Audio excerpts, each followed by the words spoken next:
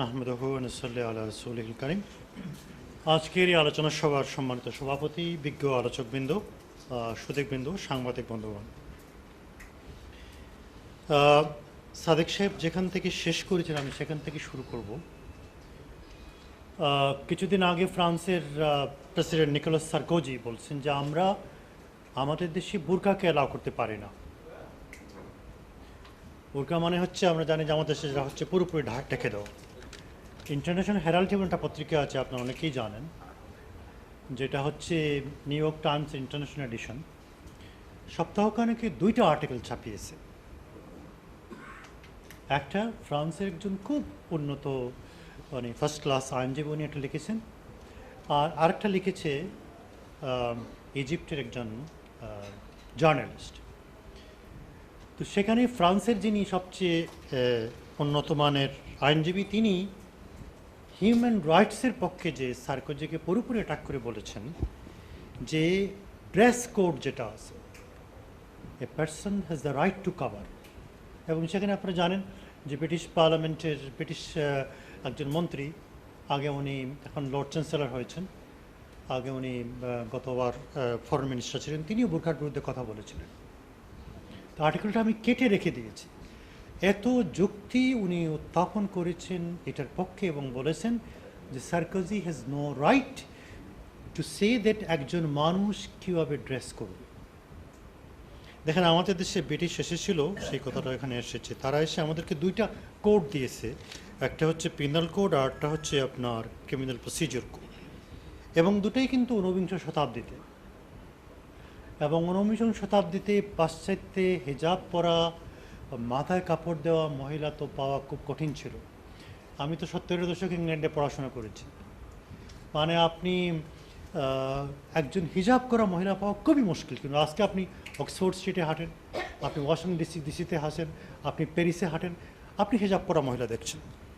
তো ঊনবিংশ শতাব্দীতে ব্রিটিশ যে সমস্ত আইন করে গেছে, সেই সমস্ত আইনে তারা রেকগনাইজ করে গেছে যে একজন পর্দানশীল মহিলার কি অধিকার আছে।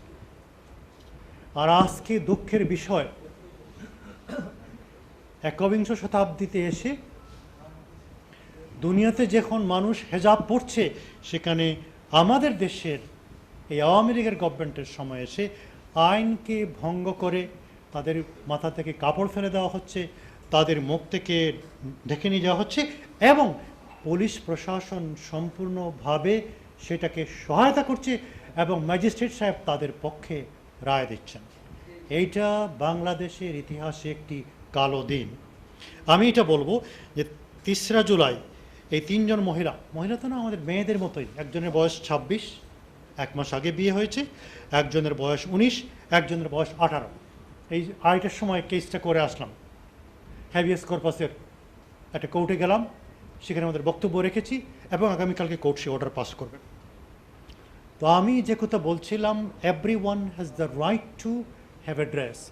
এই তিনজন মহিলা যারা, তাদের এইভাবে ড্রেস করার অধিকার তাদের আছে। এই সরকার তাদের এই অধিকারকে কেড়ে নিতে পারে না। বাংলাদেশে একটা সংবিধান আছে, আইনের শাসন আছে।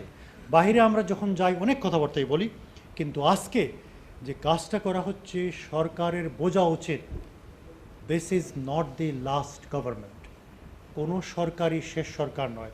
এই সরকারকে আমরা মেনে নিয়েছিলাম এই জন্যই যে হোয়াট এভার দ্যাট মেবি, তারা ব্যালট বক্সের মাধ্যমে এসেছে, যদিও ইলেকশন রিগড হয়েছে, তারপরেও আমরা দুইটা পার্টি মেনে নিয়েছিল যে একটা গণতান্ত্রিক অধ্যায় শুরু হয়েছে।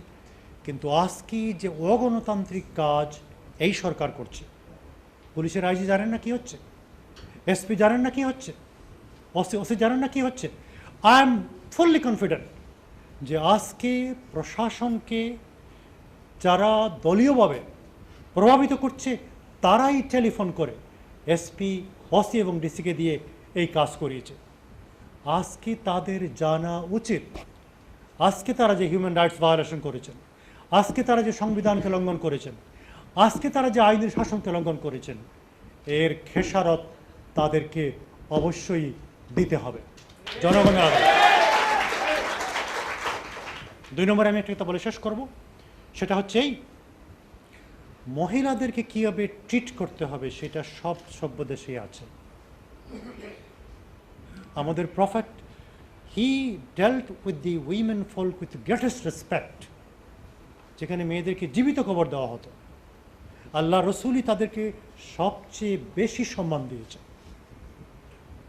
সভ্য জগতেও তাদেরকে সম্মান দেওয়া হয়, তারা মায়ের জাতি, বলা হয় লেডিস ফার্স্ট।